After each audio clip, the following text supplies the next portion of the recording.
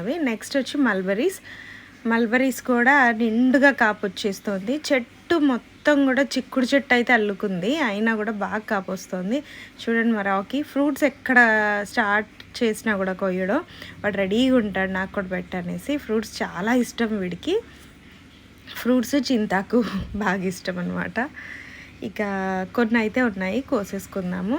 పిందెలు అయితే చాలా ఉన్నాయి, అంటే ఇంకా పచ్చిగా ఉన్నవి.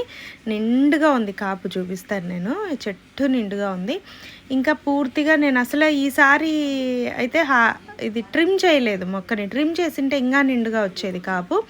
చిక్కుడు చెట్టు అంతా అల్లుకోవడంతో ట్రిమ్ చేయడం అవ్వలేదు నాకు.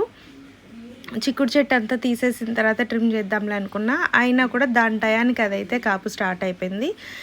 ఇది మనకి స్టెమ్స్ నుంచి మంచిగా ప్రాపగేట్ అవుతుంది. స్టెమ్స్ పెట్టిన 2.5 నెలల నుంచే ఇదిగో ఇలా మనకి గుత్తులుగా వచ్చేస్తుంది.